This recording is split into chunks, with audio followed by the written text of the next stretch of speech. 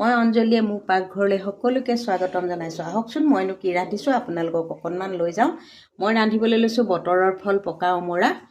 পকা অমৰা লৈছোঁ 4টা, এফালে ধনিয়া এমুঠি লৈছোঁ, আদা নহৰু পিচি লৈছোঁ, এটা শুকান জলকীয়া, 3টা কেঁচা জলকীয়া, অকণমান জিৰা পাউডাৰ আৰু এইফালে জীয়া শ'ল মাছ এটা, আলু 2ডোখৰমান আলু পাহৰি গৈছিলোঁ ক'বলৈ। মাছকেইবিধ ফ্ৰাই কৰা হৈ গ'ল, অলপ হাফ ফ্ৰাই কৰি লৈছোঁ এনেদৰে। আৰু আমাৰ যিহেতু সদস্য কম সেইবাবে আমি কমকৈ ৰান্ধোঁ। সদস্য অনুযায়ী আচলতে বস্তুবিলাক আন্দাজমতে ল'ব লাগে। সেইবাবে মই আন্দাজমতে কমকৈ লোৱা হৈছে, যিহেতু আমাৰ সদস্য কম আজি।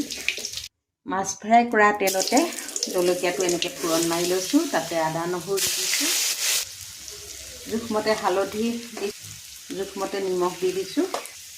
এতিয়া মই কাটি ৰখা অমৰাখিনি এনেদৰে দি দিছোঁ আৰু আলুখিনি এনেদৰে দি দিছোঁ।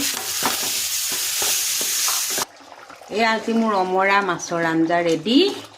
তাতে মই এতিয়া ধনিয়া দি দিছোঁ, হৈ গ'ল।